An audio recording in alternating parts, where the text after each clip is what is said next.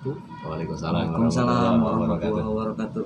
Sahabat Sultan Channel, kita ketemu lagi dalam obrolan sore ya. Masih Bincang-bincang sore. Bincang-bincang sore sambil ngopi, Kang Adang. Siap. Masih bersama saya Erwin, ada Ali. Kang Ali. Ada, Suhu. Ada ngobrol-ngobrol biasa Kang Dang, masalah keagamaan lah. Iya. Kita buat apa ngalir ngidul tapi nggak ada isinya gitu kan. Ada pertanyaan buat Kang Ali nih? Ya, mungkin temanya saya sendiri gitu ya. Ingin membahas tentang bilik dan sistem kinerja kehidupan gitu. Kan? Iya. Istilah sesuatu itu ada pencapaian. Nah, kita tuh menuju pencapaian itu harus bagaimana sih Kang menyingkapinya gitu. Terus ini Kang Dang ya, saya juga punya unek-unek gitu. Iya. Akan mencoba sering berbincang-bincang sama Kang Adang tentang masalah berdoa, terus dalam pencapaian berdoa gitu kan. Ada pencapaiannya, ternyata kalau ibaratnya di lapangannya itu kan Di aplikasinya. di aplikasinya itu kadang-kadang jauh dari yang kita diinginkan gitu. Seperti contohlah kita itu harus full percaya kan, harus percaya emang harus gitu kan. Kalau ngomong itu gampang gitu kan. Tapi itu hati itu kayaknya gimana gitu ya. Pasti ngertilah. Iya. Masa Jadi secara wawasan kita mengerti, ketika secara wawasan kita percaya, ketika kita berdoa kan, udhuni astajib lakum kata Allah Subhanahu wa taala. Tapi pas aplikasinya gitu kan. aplikasinya iya benar. Ada sesuatu yang nggak mungkin gitu, gimana? Kayak ngambang gitu. Kayak iya benar. Iya. Seumpama kita pingin dikabul doang itu kayaknya mungkin nggak suka ada gitu kan. Nah gitu kadang silakan. Ini 2 pertanyaan kita jadiin satu aja. Iya siap. Jadi secara teori Allah sudah mendeklarasikan dirinya gitu kan, bahwa setiap apapun yang kita minta Allah bakal perkenankan itu. Allah pasti perkenankan itu gitu.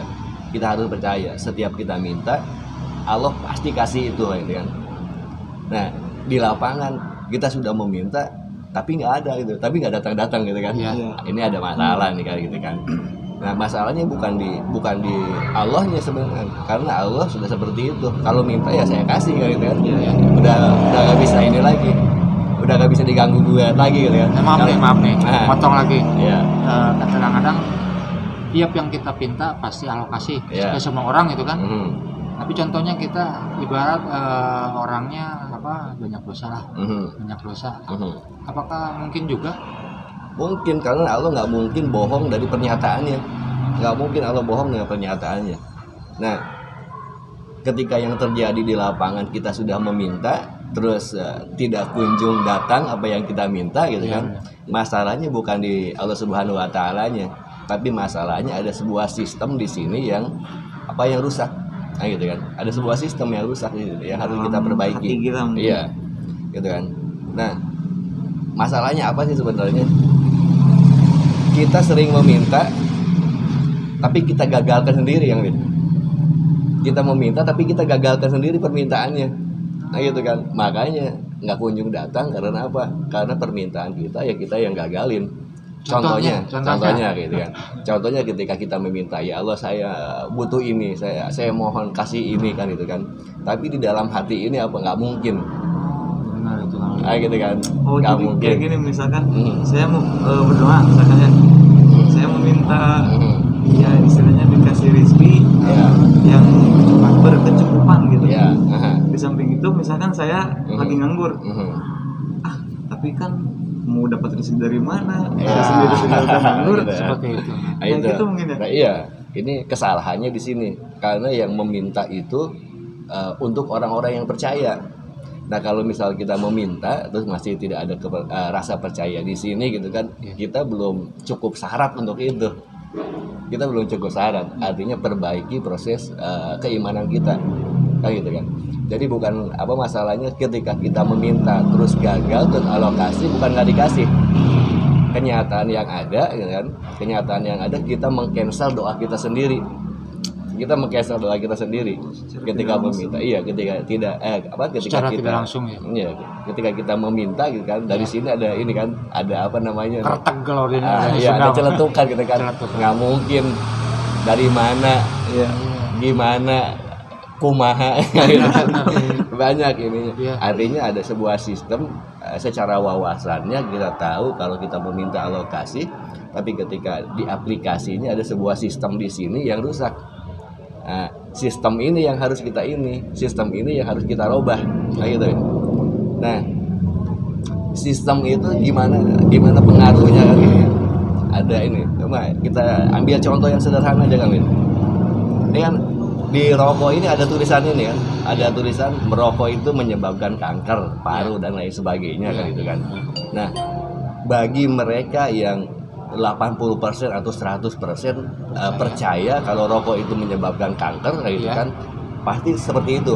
Pasti kena. Pasti kena karena ada yang namanya sistem percaya. Kalau orang sono bilang gitu kan, belief system. Karena dia percaya bahwa rokok ini menyebabkan ini kanker kayak gitu kan. Tapi buat kita para penikmat rokok kayak gitu kan, apa namanya yang kita percaya bahwa rokok itu enak kan gitu kan, nggak terpengaruh karena kadang-kadang dibaca juga enggak. Nah, gitu kan. Kita tiap hari ketemu dengan bacaan ini tapi tidak terpengaruh sedikit pun. Karena apa gitu kan, belief sistemnya di situ. Karena kita percaya rokok itu enak kan gitu kan, rokok itu nikmat gitu kan, yang saja biasa-biasa aja. Tapi kalau Kang Ali misalnya tidak suka dengan rokok itu, terus baca tulisannya ini kan, maka setuju gitu kan. Padahal barangnya sama tapi belief system yang berbeda. Nah, apa namanya, sistem percaya yang berbeda. Nah, ini yang harus kita perbaiki. Nah, gitu kan. Ini yang harus kita perbaiki. Nah, ketika kita meminta gitu kan, terus dari sini misal nggak mungkin, dari mana, gimana kayak gitu kan. Artinya belief sistemnya masih di situ. Nah, gitu kan. Tapi kalau orang yang sudah percaya ketika minta gitu kan, dikasih pasti seperti itu. Karena proses itunya, sistem percayanya. Nah, saya sederhananya lah gitu. Saya minta kopi sama Kang Erwin misalnya gitu kan, saya udah percaya penuh, pasti dikasih. Cuman masalahnya kalau minta Kang Erwin misalnya, kadang punya kadang enggak kan gitu kan. Iya benar. Yang nggak ngasih itu kadang nggak punya aja gitu kan. Nah, masalahnya Allah punya fasilitas yang hebat, segala ada kan gitu kan, minta apa aja gitu kan, santai-santai aja gitu kan. Nah, masalahnya di situ. Nih, yang harus kita rubah apa? Sistem ini, belief system kan gitu kan. Nah, ini harus kita perbaharui kan gitu kan. Gitu. Nah,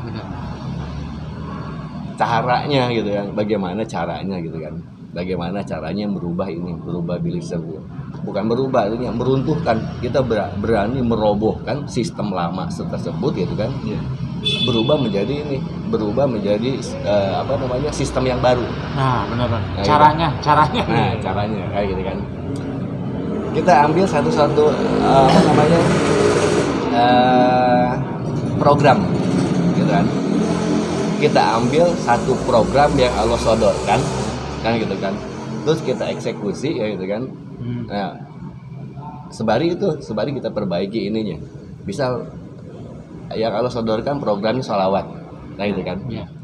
Nah, kita bayangin yang ngasih program ini kan Allah Subhanahu wa Ta'ala. Nih, kalau misalkan Ali kerja di bengkel, bosnya si itu kan kerja di ini, bosnya manusia lah gitu kan. Kerja di kantor, bosnya direktur ya gitu kan. Nah, di sholawat sendiri bosnya siapa? Allah Subhanahu wa Ta'ala. Nah, kalau misal gitu kan, misalnya bosnya tuh Raja Salman, kayak gimana rasanya? Gitu kan? Kayak gimana rasanya gitu kan? Terus apa namanya, pekerjaannya yang disodorkan Raja Salman bisa gitu kan, seperti itu, fasilitasnya gede nih, gajinya gede kayak gitu kan, kayak gimana rasanya gitu kan. Terus kita gitu kan, diajak kerja oleh Raja Salman dengan fasilitas yang seperti itu. Pasti kita mau gitu. Nah, yang ada apa sih yang tertanam di belief system kita gitu kan? Yang tertanam di belief system kita cuma itu. Kita manusia beruntung. Gitu kan? Kita manusia beruntung. Kita manusia paling beruntung karena apa? Punya bos Raja Salman bisa gitu kan. Terus fasilitasnya yang luar biasa gitu kan. Yang ada di sini apa belief systemnya bakal berubah.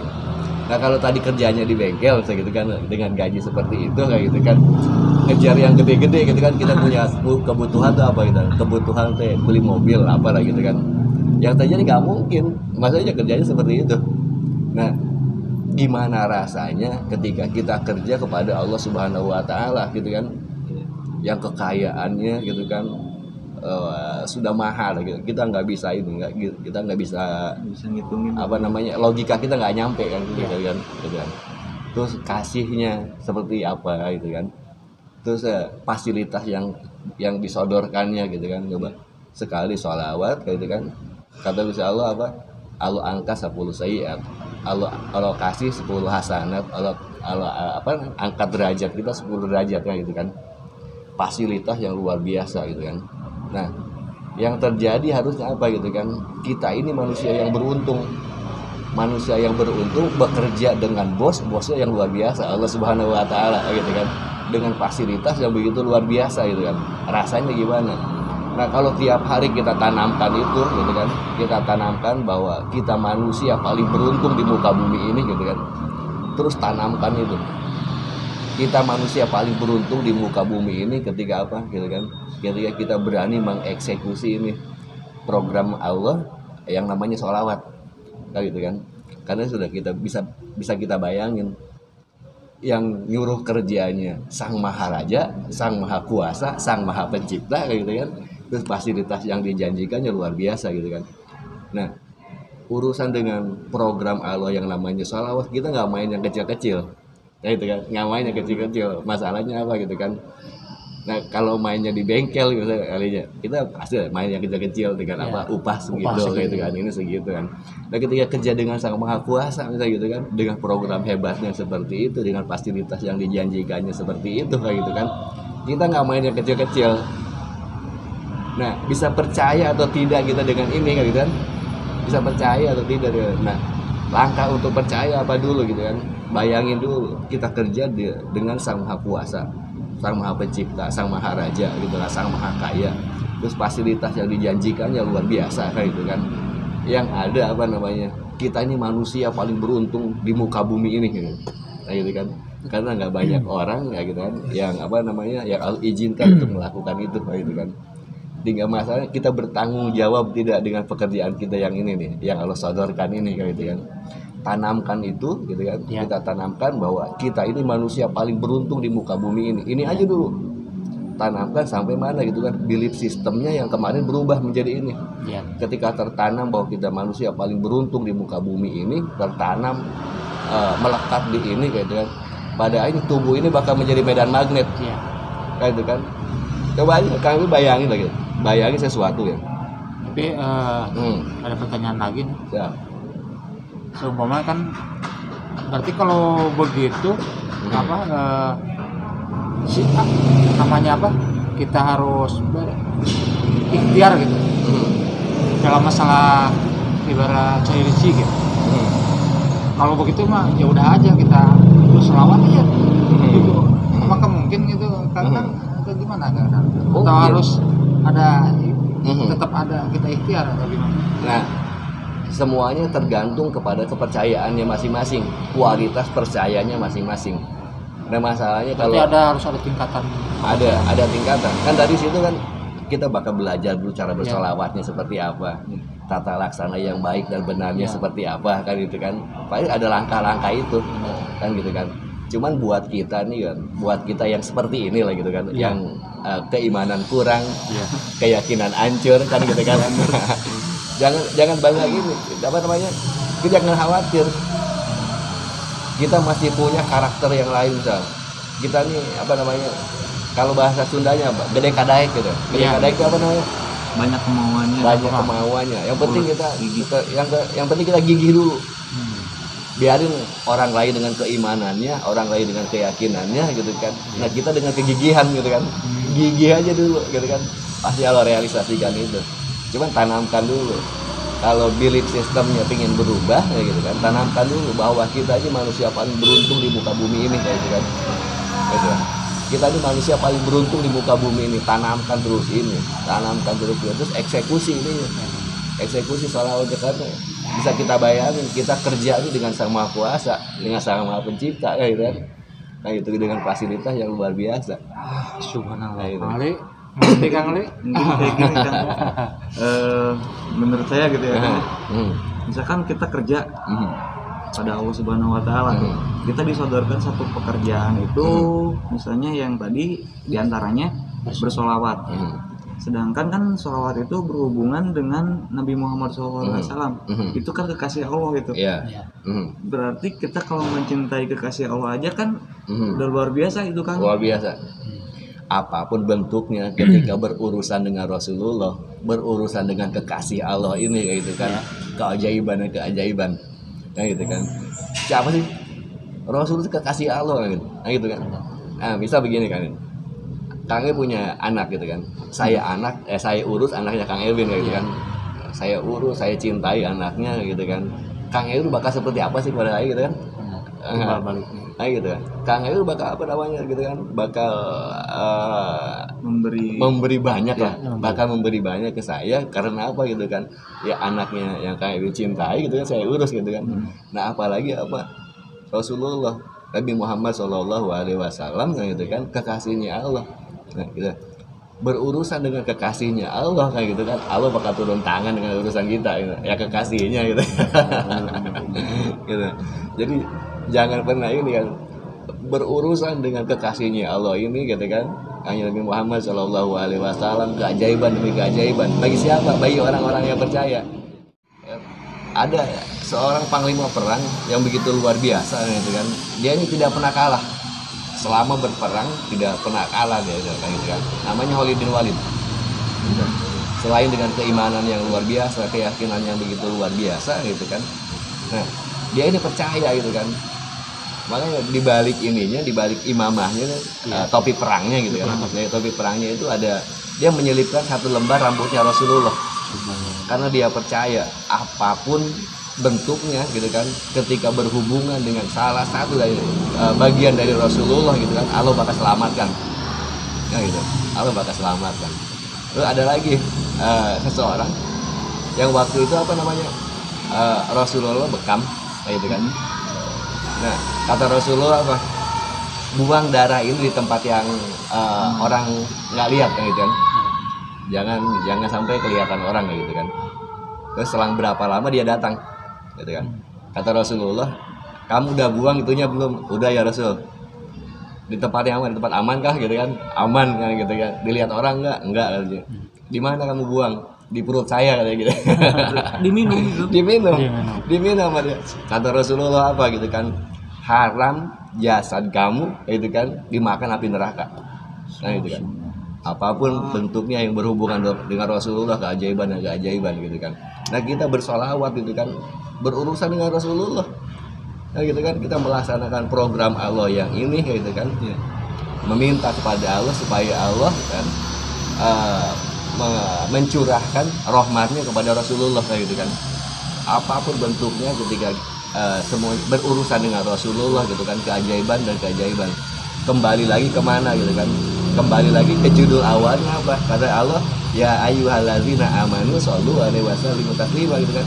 Bagi orang-orang yang percaya. Nah, gitu kan. Ini bagi orang-orang yang percaya, terjadi seperti itu bagi orang-orang yang percaya. Tugas kita kalau belum percaya, gimana caranya percaya? Harus apa? Harus diasah terus. Harus diasah terus. Nah, kayak tadi, ud'uni astajib lakum kayak gitu kan. Memohonlah gitu kan. Kami perkenankan kayak gitu kan. Bagi orang yang percaya, yang nggak percaya seperti itu gitu kan, nggak mungkin dari mana gimana. Jadi bukan Allah tidak kasih itu, Allah kasih itu kayak gitu kan. Cuma masalah doa kita gitu kan, kita cancel sendiri, kita gagalkan sendiri kayak gitu kan. Artinya ada sesuatu yang harus kita robah. ada yang tidak keyakinan baik lah. Ya, gitu. Subhanallah. Misalkan kita sudah punya satu tujuan, kita mantap aja pada tujuan itu ya. Iya, nah gitu. Subhanallah, sahabat sahabat semua, obrolan kita yang sangat berbobot ya menurut kita mudah-mudahan kalian juga diberikan kesehatan, Amin. rezeki yang banyak, diberikan keimanan yang paling utama. Amin ya. Mungkin kadang video ini cukup sekian dulu ya. Siap. Garis besarnya mungkin kita perkuat lagi keimanan kita. Perkuat lagi keimanan kita. Dan merubah belief sistem ke depan ini. Apapun omongan kita yang salah, benar dari kebodohan kita dan kebenarannya ada dari Allah Subhanahu wa Ta'ala. Segitu aja video kali ini. Assalamualaikum warahmatullahi wabarakatuh. Waalaikumsalam warahmatullahi wabarakatuh.